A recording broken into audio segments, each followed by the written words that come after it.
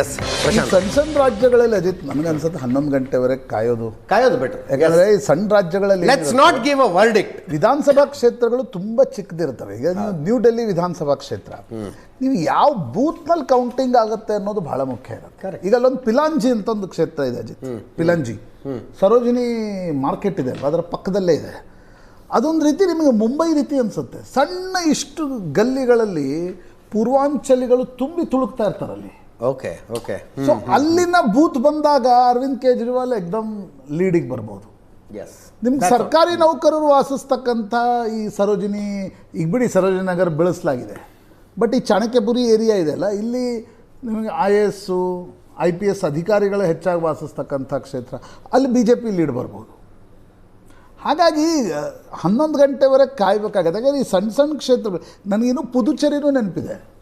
ಪುದುಚೇರಿನೂ ಹಾಗೆ ನಿಮಗೆ 500, 1000, 500, 1000 ಕ್ಷೇತ್ರ ಮತಗಳ ಅಂತರದಲ್ಲಿ ಫಲಿತ. ಆದರೆ ಒಂದು ಹೇಳ್ಬೋದು, 2 ಗಂಟೆಗಳ ಇಡೀ ಒಂದು ಮತ ಎಣಿಕೆಯಲ್ಲಿ BJP ಒಂದು ಕಂಫರ್ಟೇಬಲಿ ಲೀಡ್ ಪೊಸಿಷನ್ ಅನ್ನು ತೆಗೆದುಕೊಂಡಿದೆ. ಬಟ್ ಅದರಲ್ಲಿ ಎಷ್ಟು ಕ್ಷೇತ್ರಗಳಲ್ಲಿ ಉಳ್ಕೊಳ್ಳುತ್ತೆ ಅನ್ನೋದು ಇಂಪಾರ್ಟೆಂಟ್. ಆ ಲೀಡ್ ಉಳ್ಕೊಳ್ಳುತ್ತಾ, ಅದು ಸ್ಟೆಬಿಲೈಸ್ ಆಗುತ್ತಾ.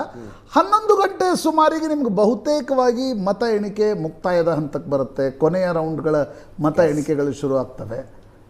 ಯಾಕಂದರೆ ದಿಲ್ಲಿಯಲ್ಲಿ ನೋಡಿ, ಮಹಾನಗರಗಳಲ್ಲಿ ಒಂದಿರುತ್ತೆ ಅಜಿತ್, ಈ ಇನ್ಕಮ್ನಲ್ಲಿ ನಿಮ್ಗೆ ಅಂತರ ಇದ್ದಂಗೆ ಪಾರ್ಟಿಗಳ ವೋಟಿಂಗ್ ಇದರಲ್ಲಿ ಸಿಕ್ಕಾಪಟ್ಟೆ ಅಂತರ ಇರ್ತವೆ. ಬೇರೆ ಕಡೆನೂ ಇರುತ್ತೆ, ಬಟ್ ಅಲ್ಲಿ ನೋಡಿ ದಿಲ್ಲಿಯ ಖಾಸಿಯತ್ ಅಂದರೆ ಮಹಾನಗರಗಳಲ್ಲೇ ಜುಗ್ಗಿ ಜೋಪಡಿಗಳು ಮಧ್ಯೆ ಮಧ್ಯೆ ಮಧ್ಯೆ ಮಧ್ಯೆ ಮಧ್ಯೆ ಇರ್ತವೆ. ನಿಮಗೆ ಅಲ್ಲಿ ನಿಮಗೆ ವೋಟಿಂಗ್ ಪ್ಯಾಟರ್ನ್ ಬೇರೆ. ಇಡೀ ನೋಡಿ, ಈಗ ನಾನು ಪ್ರದೀಪ್ ಗುಪ್ತಾ ಅವರ ಸರ್ವೆ ನೋಡ್ತಾ ಇದ್ದೆ. ಅವ್ರು ಹೇಳ್ತಕ್ಕಂಥದ್ದು lower middle class and middle class ಏನಿದೆ ಅದು 55% 2020ರಲ್ಲಿ Aam Aadmi party ಜೊತೆಗಿತ್ತು.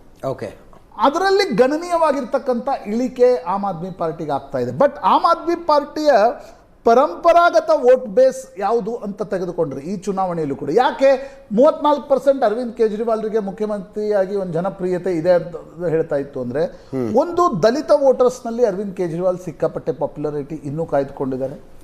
Muslim 17% ದಲಿತರಿದ್ದಾರೆ, 13% ಮುಸ್ಲಿಮ್ರಿದ್ದಾರೆ, 5% Sikh population ಏನಿದೆ ಅದು BJPಯನ್ನು ಸೋಲಿಸ್ಲಿಕ್ಕೆ ಏನೇನು ವೋಟ್ ಮಾಡಬೇಕು ಆ ರೀತಿಯ ವೋಟ್ ಮಾಡುತ್ತೆ. ಆ 35% ಸೆಗ್ಮೆಂಟ್ನಲ್ಲಿ Arvind Kejriwal holds almost 70% of the votes. Okay, but Arvind ಕೇಜ್ರಿವಾಲ್ಗೆ ದಿಲ್ಲಿಯಲ್ಲಿ ಕಾಡ್ತಾ ಇರೋ ಸಮಸ್ಯೆ ಈ ಮಧ್ಯಮ ವರ್ಗದ್ದು ಮತ್ತು ಕೆಳ ಮಧ್ಯಮ ವರ್ಗದ್ದು. ಯಾಕಂದರೆ ನಿಮಗೆ ಜನರಲ್ ಕ್ಯಾಟಗರಿಯಲ್ಲಿ ನಾನು ಅವ್ರ ಸರ್ವೆಗಳನ್ನು ಉಲ್ಲೇಖಿಸಿ ಹೇಳೋದಾದರೆ, ಜನರಲ್ ಕ್ಯಾಟಗರಿಯ 22% ಮತಗಳಿವೆ. ಅದರಲ್ಲಿ ಬಹುತೇಕ ಬೇರೆ ಈಗ 10% ಬ್ರಾಹ್ಮಣರಿದ್ದಾರೆ, ಬನಿಯಾಗಳಿದ್ದಾರೆ. ಆ ಸೆಗ್ಮೆಂಟ್ನಲ್ಲಿ 75% BJP ವೋಟ್ ತೆಗೆದುಕೊಳ್ಳುತ್ತೆ ಅಂತ ಅವ್ರು ಹೇಳ್ತಿದ್ದಾರೆ. ಜಾಟ್ 4% ಇದ್ದಾರೆ, ಗುಜ್ಜರ್ಗಳು 4% ಇದ್ದಾರೆ. ನೀವು ನೋಡಿ, ಔಟರ್ ಡೆಲ್ಲಿಯ ಬಹುತೇಕ ಸೀಟ್ಗಳಲ್ಲಿ BJP ಲೀಡ್ನಲ್ಲಿದೆ. ಹೀಗಾಗಿ ಅವ್ರು ಹೇಳ್ತಾ ಇರೋದು 1/3 ವರ್ಸಸ್ 2/3 ವೋಟಿಂಗ್ ಆಗುತ್ತೆ ದಿಲ್ಲಿಯಲ್ಲಿ. ಹೀಗಾಗಿ ನಿಮ್ಗೆ ಸ್ಲೈಡ್ ಡೌನ್ ಆದರೆ ಸಿಕ್ಕಾಪಟ್ಟೆ ಸ್ಲೈಡ್ ಡೌನ್ ಆಗುತ್ತೆ. BJP ಮೇಲ್ಗಡೆ ಹೋಗ್ತಕ್ಕಂಥ ಸಾಧ್ಯತೆಗಳು ಹೆಚ್ಚು ಅಂತಕ್ಕಂಥದ್ದು. ಬಟ್ ದಿಲ್ಲಿ ಅಂಥದ್ದು ನೋಡಿ, ನಾನು ಆಗಲೂ ಹೇಳಿದೆ, ಸಣ್ಣ ಕ್ಷೇತ್ರಗಳಲ್ಲಿ ಸ್ಲಮ್ಗಳು ಹೆಚ್ಚಾಗಿರ್ತಕ್ಕಂಥ ಕೆಲ ಕ್ಷೇತ್ರಗಳಲ್ಲಿ ನಿಮಗೆ ಕೌಂಟಿಂಗ್ನಲ್ಲಿ ಇಮಿಡಿಯೇಟ್ ಉಲಟ್ ಫೇರ್ ಕೂಡ ಈಗ ನೋಡಿ, ಮತ್ತೆ BJP 42ಕ್ಕೆ ಬಂತು. 50 ಕ್ಷೇತ್ರಗಳಲ್ಲಿ ಮುನ್ನಡೆಯಲ್ಲಿದ್ದ BJP 42 ಕ್ಷೇತ್ರಗಳಿಗೆ ಇಳಿದಿದೆ. 19 ಕ್ಷೇತ್ರಗಳ ಮುನ್ನಡೆಯಲ್ಲಿದ್ದ ಆಮ್ ಆದ್ಮಿ ಪಕ್ಷ 27 ಕ್ಷೇತ್ರಗಳಲ್ಲಿ ಮುನ್ನಡೆಯನ್ನು ಕಾಯ್ದುಕೊಂಡಿದೆ.